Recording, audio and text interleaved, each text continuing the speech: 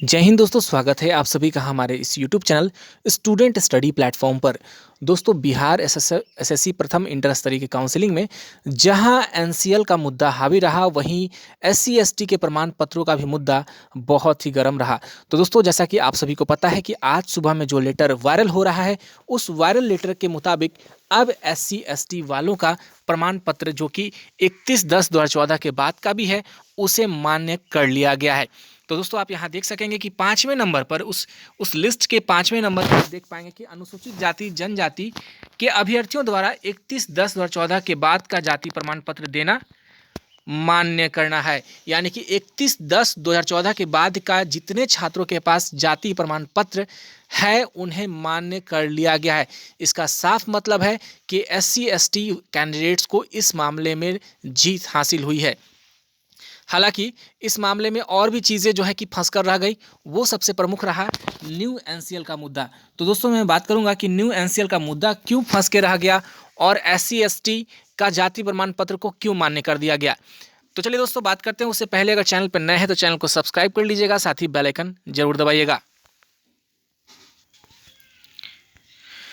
तो जैसा कि दोस्तों आपने यहाँ पे देखा कि अनुसूचित जाति जनजाति के छात्रों का यहाँ पर एनसीएल जो है कि जाति को मान्य इसलिए किया गया, मैं बता दूं, क्योंकि जाति जो कास्ट सर्टिफिकेट होती है, वो कास्ट सर्टिफिकेट जो होती है वो बदलता नहीं, किसी की कास्ट नहीं बदलती।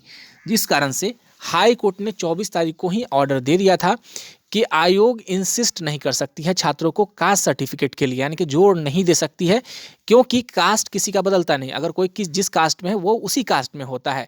लेकिन मैं बता दूं कि कैटेगरी बदल सकती है, कास्ट नहीं बदलता। तो इस कारण से जो है कि कास्ट सर्टिफिकेट के लिए यहाँ पर एससी एसटी छात्रों को जोड़ नहीं दिया गया। और यही कारण है कि आप यहाँ देखिए कि 5वें लिस्ट नंबर वाले लिस्ट में देखिए आपको यहाँ पर एससी एसटी को मान्य कर दिया गया। तो मैं आपको दिखाना चाहूँगा। तो आप यहाँ देख सकते हैं कि यहाँ पर क्या लिखा गया, the staff selection commission shall not insist for the caste certificate of the year 2014। देखिए यहाँ पर 14 और 16 एज द केस में बी फ्रॉम द कैंडिडेट्स। कहने का मतलब यहाँ पर है कि जो स्टाफ सिलेक्शन कमीशन है, यानी कि बीएसएससी आयोग है, वो जोर नहीं देगी कास्ट सर्टिफिकेट के लिए। तो यहाँ पे जो है 24 तारीख को ही ये मसला खत्म हो चुका था, यानी कि कास्ट सर्टिफिकेट 14 के बाद नहीं लेने का जो फैसला आयोग कह रही थी, वो यहाँ पर ख़त्म हो गया। हालांकि बीएसएससी काउंसलिंग को लेकर जो है कि छात्र बहुत परेशान थे। क्या परेशान थे कि 31/10/2014 से लेकर के जो है कि उसके बाद अगर जो है जिनके पास है वो उनको तो मान्य कर ही नहीं रहा था, लेकिन एससी एसटी वाले खुद ज़्यादा परेशान थे। उसके पीछे का मैं रीज़न बताता हूँ कि 31/10/2014 से एक साल पहले तक का छात्रों को जो है कि जो बीसी ईबीसी कैंडिडेट्स थे, उनके लिए कहा गया था कि आप फॉर्म 18B भरिएगा। लेकिन ये चीज़ कहीं मेंशन नहीं था कि एससी एसटी कैंडिडेट्स कौन सा फॉर्म भरे, क्या उनके पहले वाला मान्य होगा या नहीं होगा। तो ये चीज़ें जो है कि छात्रों को परेशान की थी, लेकिन अब ये परेशानी आप सभी का ख़त्म हो गया।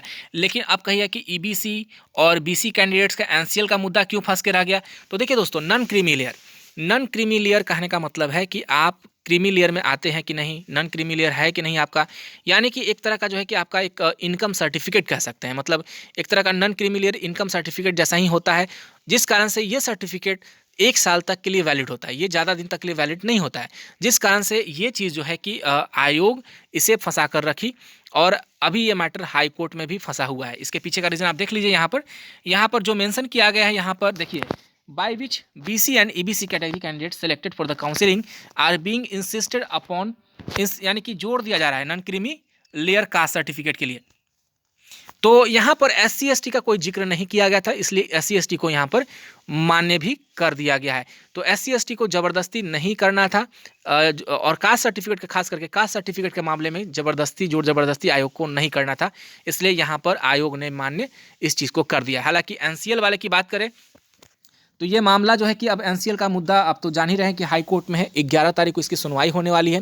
हालांकि 11 तारीख को सुनवाई में लगभग मुझे लगता है कहीं ना कहीं कि ये हाई कोर्ट जो है कि इस मामले पर जो है कि अपना फैसला ज़रूर पॉजिटिव वे में देगा। साथ ही मैं बता दूं कि काउंटर एफिडेविट के लिए भी कहा गया है आयोग को। तो काउंटर एफिडेविट में आयोग भी अपनी दलीलें देगा, और ये दलील देगा कि सर, मैं पहले से ही एनसीएल जो है कि नया वाला उसे मैं एक्सेप्ट कर रहा हूँ। तो इस प्रकार की दलीलें देकर आप सभी का जो है कि नया एनसीएल भी मान्य हो जाएगा। हालांकि कोर्ट केस में अभी सुनवाई बाकी है, और लेकिन आप सभी जीत की तरफ अग्रसर हो चुके हैं। और जो लोग ऐसा सोचते हैं कि न्यू वाला एनसीएल एक्सेप्ट नहीं हो, बहुत सारे ऐसे लड़के हैं, मेरी जानकारी में जहाँ तक मुझे पता चला है कि बहुत सारे ऐसे कैंडिडेट्स निकल कर आ रहे हैं, वो चाहते हैं कि न्यू एनसीएल इनका नहीं लिया जाए और छात्र बाहर हो और हमें मौका मिले। तो ये सोचना थोड़ा गड़बड़ मुझे लगता है, ये गलत भी है, क्योंकि ये मेहनत करके गए हैं और ये जो है कागज जो है 14 के पहले का, वो अगर नहीं दिखाते, इसका ये मतलब नहीं कि ये बाहर हो जाएं। तो देखिए, जो चीज़ जिसके हक में होता है वो उसको हक मिलना चाहिए। तो चलिए दोस्तों, आज के लिए बस इतना ही। आप सभी का बहुत बहुत धन्यवाद।